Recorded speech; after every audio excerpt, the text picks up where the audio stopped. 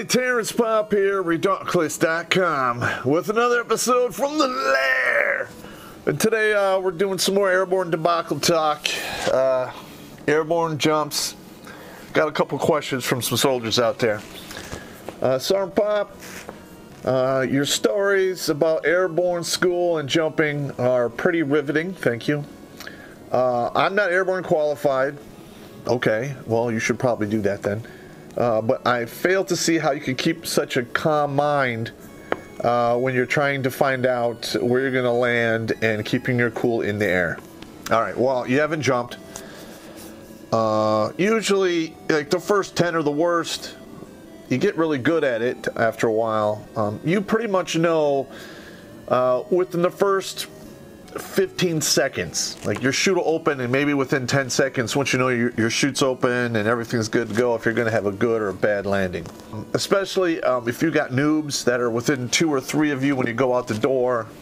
You know, Murphy's a bitch and Karma's a motherfucker, and chances are that dumb idiot is going to wind up sucking your air, and you're gonna pogo stick into the ground or run off the top of his parachute, which I've seen several times, and it happened to me once when I was the newbie. But, you know, that's neither here nor there.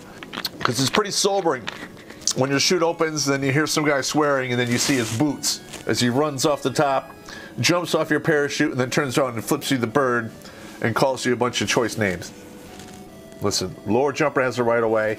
I'm sorry I had to run on my chute. What can I say? Yeah, I mean, once you get used to it, and then... I mean, you can pretty much, especially if there's a little light out, and you can check out the terrain, and you can, check out your direction of drift, and you pretty much know in a general area where your carcass is going to slam into the earth. And if that area isn't good, you better make some modifications to your parachute to change your fate, because, yeah, you go in the water, or you go somewhere bad, or, yeah, you could wind up in Walmack or a grave, so... You got the rest of your airborne career to unfuck yourself. I'm just saying. Take that however you want. That another one here. Let's see, hang on. Got another soldier asking some good questions. Hey, Sergeant Pop, I like the stories about jumping, but do you have any funny stories of antics that happened at the range? Yes, I do. That's a whole other class of videos. I got some damn good, crazy bullshit that went on at the ranges, especially the SF ranges, because they're hilarious. But we'll get to that later. You're putting the horse before the cart. Again, I mentioned the 82nd Airborne Division, and they're a whole different animal. Now, I saw some of their crazy-ass jumps, and I don't know what they called it, today, and I don't know if they're allowed to do this now. You're not really allowed to do it at all, but back in the late 70s and the 80s, this happened once in a while, where these guys would hook up in the bird. Instead of the paratrooper hooking up to the cable inside the bird, he would hand it to his buddy in front of him, and they would tie it to his H harness. Then he would get real close to the guy in front of him, and they would jump out the bird. And the first guy's parachute would open, and then the second guy would continue falling, and his chute would open at the end of his fall. So basically, you got one guy open and another guy open right underneath him. I only saw, I think they called it a dongle. I don't know. I saw it with just one guy doing it. But I've heard stories of 3 and 4, and you have them just go, and some guys would open real close to the ground. And no wonder they can't go 82 days without killing somebody. I don't know. I don't know what the fuck that's all about. But that just leads into the next story about the 82nd Airborne Division. All right, now, if you watch Lord of the Rings, and I was watching the second one where the orcs are attacking that big keep that's against a mountain or whatever, and they're all hiding in there. And then there's that one scene where all the orcs march up, and they're all quiet, and they're just standing there waiting to attack. And I remember I was looking at the movie, and I'm like, those guys. That's the 82nd Airborne Division. I mean, they just don't give a fuck, and they just do what they gotta do. I mean, it was hilarious. So I had to do 2 pay-hurt jumps with the 82nd Airborne Division. They have down at the Green Ramp is what they call it. They had a big accident there a few years ago where a C-130 crashed in there and burned a bunch of guys up. But that's a whole other story. I had a couple of my Ranger buddies there. got burned up, not real bad, but they got burned up okay, which means they healed up and they continued on and finished their careers. But it's neither here nor there. Okay, so I went down to SFAS, and I got there a week early, and I was a pay hurt. And you know, you have your hazardous duty orders with you. And back in the day, it really wasn't that hard to, you know, get a jump on like a Saturday or a Friday. They had the pay hurt jumps. And I had a combat school from Panama, so I didn't have to wait in any lines. They came out and they're walking down the line. They see me, they're like, hey, Ranger, what are you doing down here? I'm like, I tell them, like, hey, I'm going selection. I'm a pay hurt. I need to get a jump in. And they're like, oh, okay. So I don't know who these guys were. They're 82nd guys. And they go up and, you know, talk to some people, and they come back in the middle of the line and just pluck me out and walk me up there and put me on the stick. Now, all these guys, these weren't like your standard, like, white dudes, okay? There wasn't any scraggly guys there. They're all, like, over 5'11" to 6'4", just huge, corn-fed, Midwest, dumb motherfuckers. Every one of them had a big dip in their mouth, and they just walked around, you know, doing nothing. So I'm like, okay. So we go through the pre-jump and do the whole fucking deal, put on our shit, get on the bird. And I'm like a second from the end. And I didn't really know this at the time, but I think they in fact, I know they purposely put me at that place in the stick because I was between two of the biggest guys. They fucking, like, the light turns green, we're going for the door, and then they start slowing down. And I'm like, holy fuck, we're not going to make the light. Oh my God, And just before it goes red, you know, we all go out. Now, these guys have done a lot of jumps, I could tell, because they totally fucking set me up. So my chute opens, you know, I check everything, and I'm looking at my stuff. Now, this is a Hollywood jump. I don't have any combat equipment. It's you know, it's just a pay hurt jump. You have to jump every 90 days, so they take back your jump pay.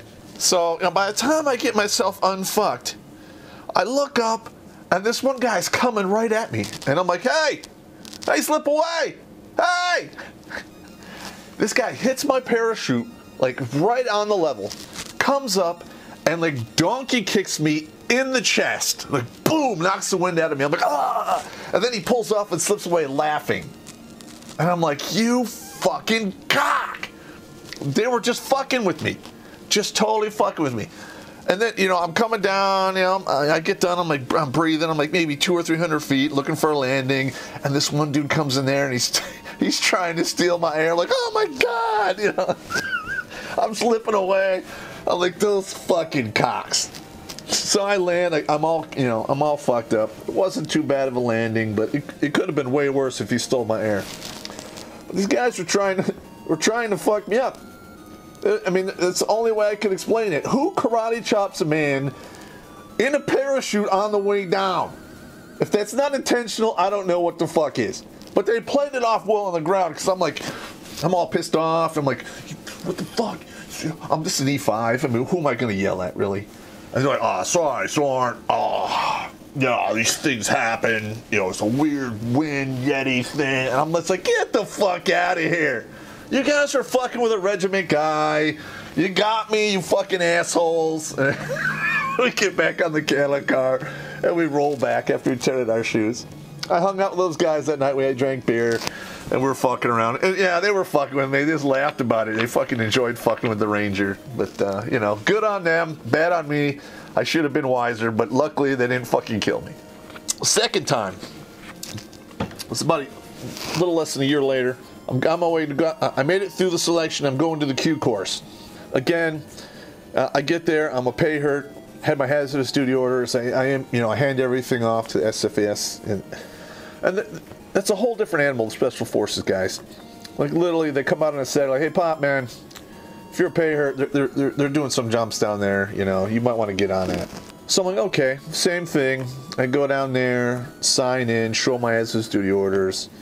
Go through the pre-jump, and this took a little bit longer. I didn't really get onto a chalk until, I would say 6:30ish, 6:30 at night. So technically, it was just about to go dark-ish, you know, by the time we got over the drop zone. These 82nd guys, they weren't fucking around. You know, this was like beyond not funny. So, you know, we get the green light, we're going for the door, and like the one guy like stumbles and falls down, and he gets up, and there's like some people tripping around. It's all fucked up, you know. And I get there, and the guy in front of me, I see the light go red. So we're on a red light. We're not supposed to go. He fucking, you know, goes, jumps out, and then the guy's pushing me from behind, and I'm like, what the fuck, you know? And I get pushed out in the red light. And what the red light means is you're no longer over the drop zone officially, okay? The green light is only green when you're over the designated drop zone where there's like no trees and it's, you know, cleared and surveyed and it's supposedly safe. When you go out the bird on a red light, you're fucking in no man's land. So my chute fucking opens. You know, I think we're like 1,500 feet. We're jumping a little bit on the high side, and I look and I can see the drop zone. And I look down and I'm over fucking trees. And then there's a 2-lane fucking road and there's cars going around. And then there's a fucking 3-line power line. I'm like, oh my God, I am so fucked. So what do? I'm like, okay.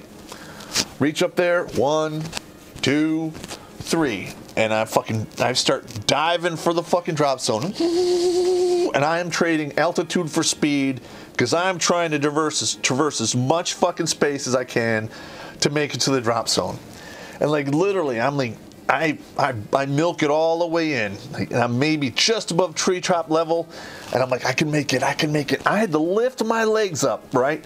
And then the tree hit me in the ass when I went over. Boom, boom, boom. And then I literally released the fucking slip, got in PLF position, boom, landed. I was fine. The guy who went out behind me and the guy behind him landed it, I don't know, out there in fucking, I got fucked land out there somewhere. I went, got my shit, turned it in, reported it to the fucking chute collection point. That 2 guys behind me went out in the red light and I barely made it to the drop zone. And there was a couple guys that were already on the ground watching this whole fucking thing who were on the stick before me. And they actually came up and said, holy shit, Pop. How the fuck did you do that? That was amazing. You held that fucking slip all the way. I thought you were going to ride it into the ground. Holy shit. I'm glad you didn't break your back. I came this fucking close. But like I said, tree landings are a fucking bad thing. And you try to avoid them if you can. So those are my 2 jumps to the 82nd Airborne Division. And they were not fun. Okay, now, I believe we did, when I was in the regiment, we jumped into Bragg. And we were on the drop zone, you know, and we'd finished our sticks and we were packing up our stuff. 82nd came in to do a mass tack, and I think they had like 4 or 6 birds, I don't remember. And they're just throwing people out of the bird. Both doors, asses over elbows. I mean, it's like some shit out of World War II. People are fucking just, the sky is full of chutes. And then it starts to rain rucksacks and helmets and weapons cases. I mean, I'm out there picking up my shit and you hear, poof, holy fuck, dude, there's a helmet. There's a weapons case. I'm like, oh, fuck this. I literally like backpedaled about 200 meters in the wood line, waited for them to fucking come down and unfuck themselves, and then went and fucking picked up my shit and left. Okay, and then there's another one, and this was later on when I was with the 425, the National Guard unit, airborne unit out of Michigan back in the day. Again, I don't know who did the deconflicting on the drop zone. But we jumped in to, I don't remember what the DC on Bragg was. I think there's 2 or 3 of them. This is one of the bigger ones. This is where they did the heavy drops. So we're on the drop zone. I have my parachute kit bag. I just, you know, put my main canopy in there and I hook up the reserve and I put it over my head. And then this truck comes out with a big megaphone on it and they're screaming, get off the drop zone. They're doing a heavy drop. So I'm like, holy fuck, I look up there, and literally, they're pushing out fucking cannons and vehicles and pallets and shit with these huge fucking parachutes. Listen, if you're stuck on the drop zone during a heavy drop, the only option that you have is to get the fuck off the drop zone. So I just fucking said, fuck it, Again, I ran in the wood line and ran a good 200 or 300 more meters just to make sure I didn't get, squished like a bug or had an argument with physics because somebody dropped a pallet on fucking dumbass Pop out there, because gravity always works and I don't want to test it. So that's what happened there.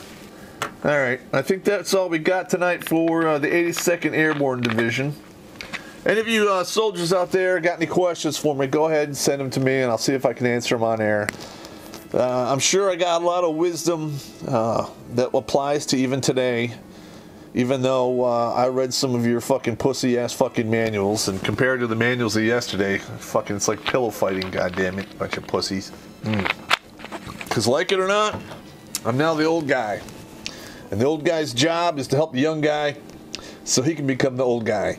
And you become the old, salty, scary dog, and the guy everyone says is creepy and they avoid.